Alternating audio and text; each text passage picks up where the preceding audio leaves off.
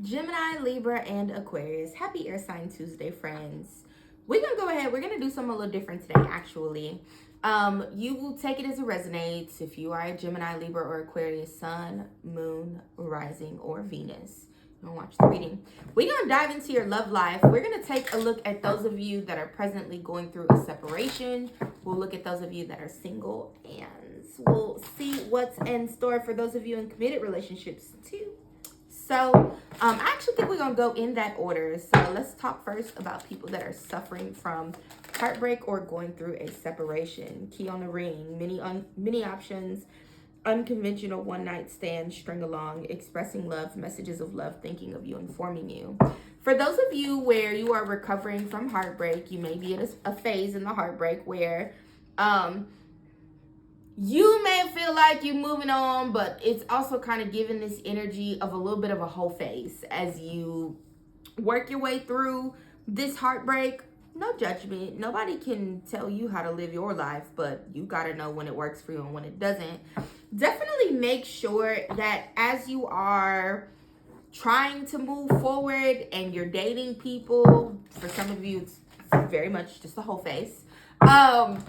That you remember that not everyone is a soulmate, and that if your goal is to next encounter a soulmate, not a twin flame, a soulmate, or like a really good divine partnership that's going to flourish into something, you really don't want to waste too much time with all of the extras. There's so much more you could be doing for yourself outside of that.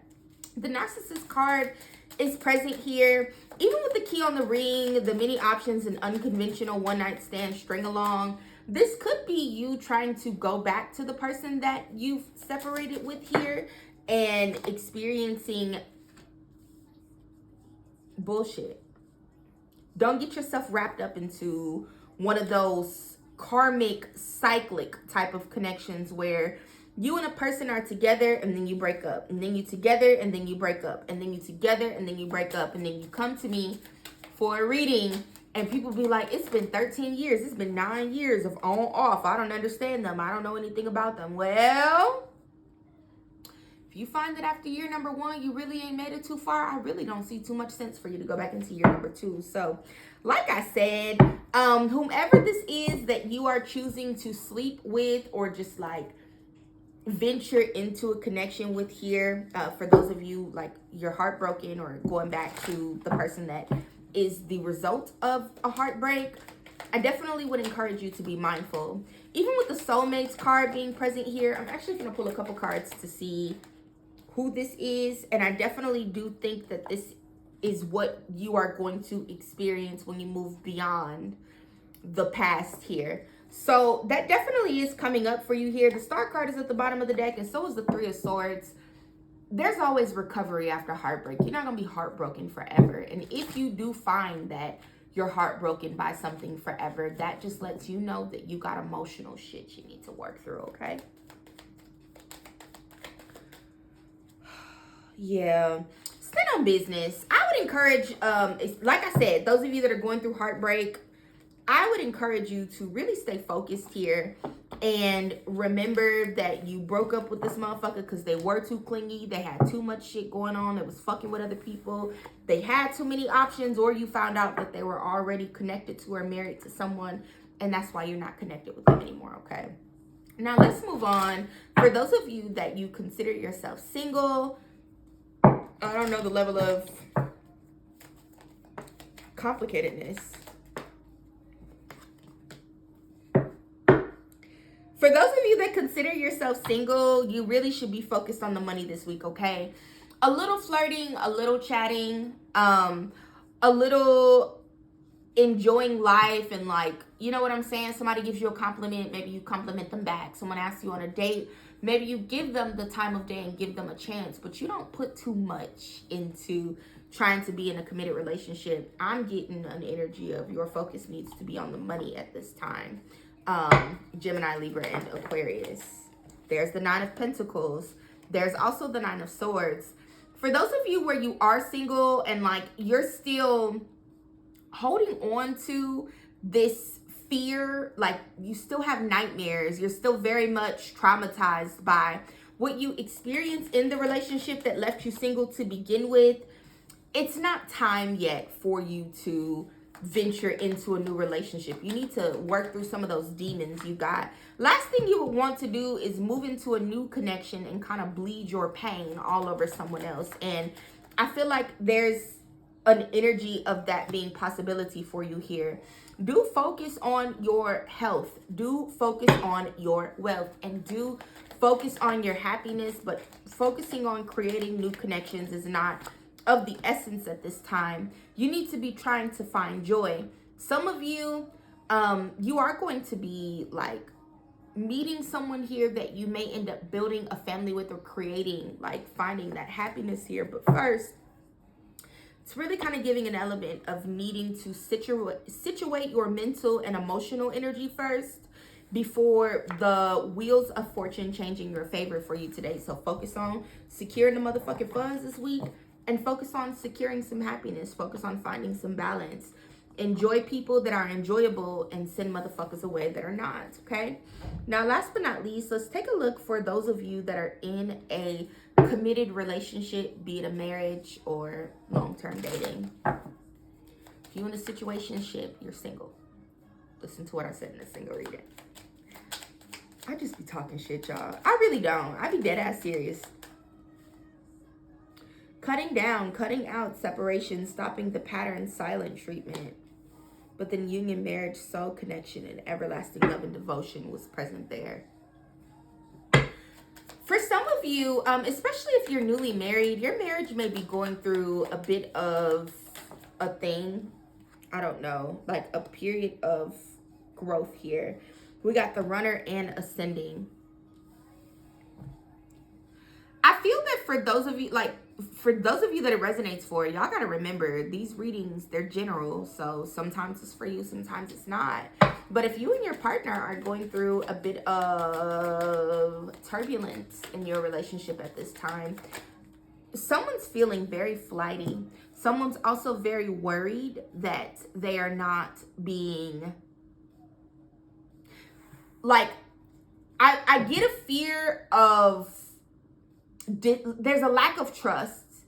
There is a lack of energy. There's a lack of a desire even almost for one or both of you to rebuild.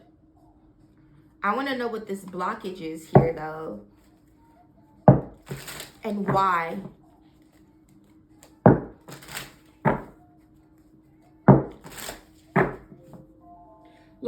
Like I've had to tell several of my clients in their private readings, I be telling people this shit all the time, but I've had to tell several clients that this week, and it's only Tuesday. And, you know, sometimes it's not even necessarily air signs that you're not a good person or that your partner is not a good person. It's a lack of compatibility.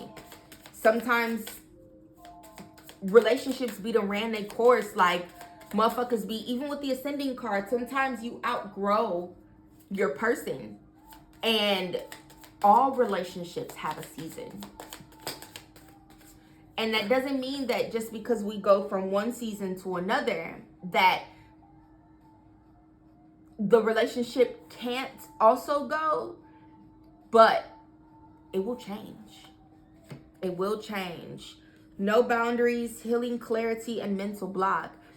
The reason why there's this issue here is because either you and your partner have not set very firm boundaries. You know, I hear people say all types of shit. They know not to play with me. They know how I feel. They know this. Are they mind readers? Do they, like, where are y'all finding these mind readers? And if you like, what the fuck, girl? What are you even talking about? Exactly. People cannot read your mind. And so if a motherfucker is doing some shit that you don't like, and this is why it's so important to check in with you before you go and you start trying to talk to people about shit.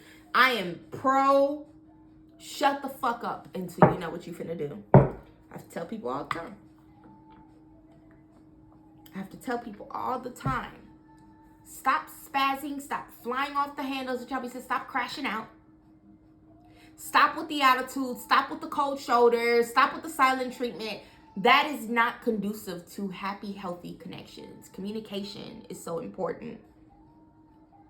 And communicating to a motherfucker how something makes you feel, what you would like or hope to feel instead, how they can do that, and what the repercussions of them not doing it are going to be is of the essence.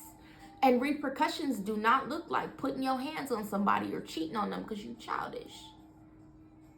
Repercussions and boundaries, like actual consequences behind actions that do not affect you positively, look like closing doors, look like moving out and putting some distance between you and your partner. It looks like a referral to the marriage counselor. There's a significant need for more solid ground in y'all's relationships. And for those of you where you like, my relationship's perfect, you lying to your motherfucking self, because what are you even doing watching a love reading to begin with? I be telling y'all, it's never about, it's not about the money for me. It's not. I do this because it gives me an opportunity to also coach and enlighten people and empower people to move forward in whatever areas of their lives. It's a wonderful tool for me.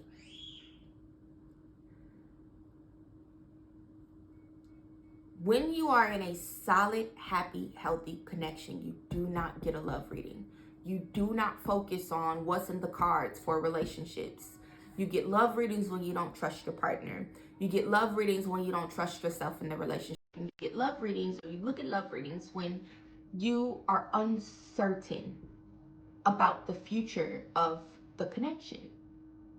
If you're uncertain and you're married or you're in a long-term commitment, baby, that warrants a conversation and some effective action.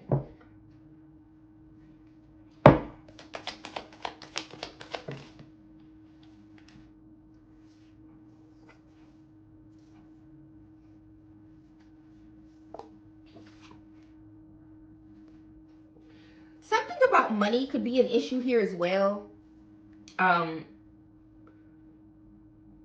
There's a significant need to change the way that either you or your partner, or you and your partner collectively, are approaching your finances.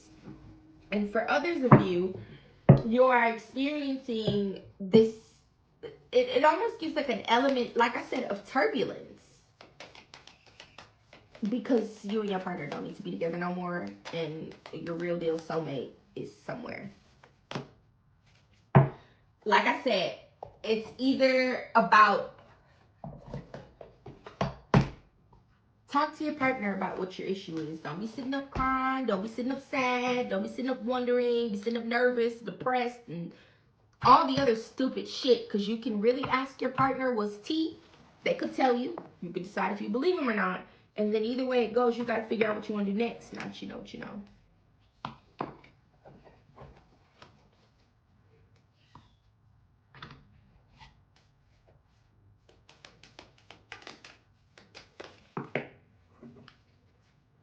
Someone's a liar. Someone's a liar. And for those of you where like you and your partner are doing a lot of arguing, and there's a lot of like blame being either ping pong back and forth, or your partner is blaming you for something, especially if this is about money. Your partner blaming you for something and you blaming them, where you know that they are lying, like it's playing a game, trying to make you feel crazy or make you question what you know to be certain, okay? Lessons on patience, trust in the divine timing, fears abandonment, fated meeting. This connection was no coincidence in past life. I will say, y'all, and y'all gotta understand that that's just surface level for me, right? Click the link in bio for a book reading. But I had to tell a client today, and she then booked a follow-up reading in which I unfortunately gave her the same message, but different. Not even different, more complex. Where the bottom line is, I tell her the client too, sometimes motherfuckers you experience people.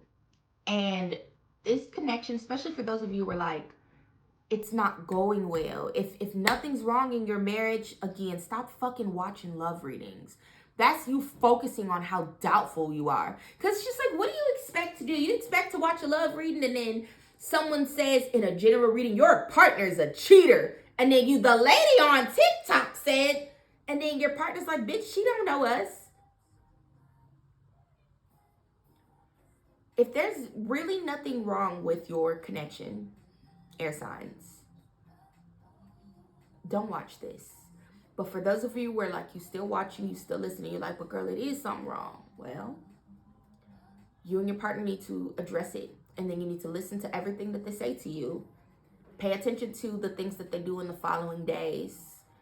And decide if you believe in what they said, if you believe that the connection will change, and how long you're willing to accept and experience the turbulence before you decide to not be a part of the connection anymore.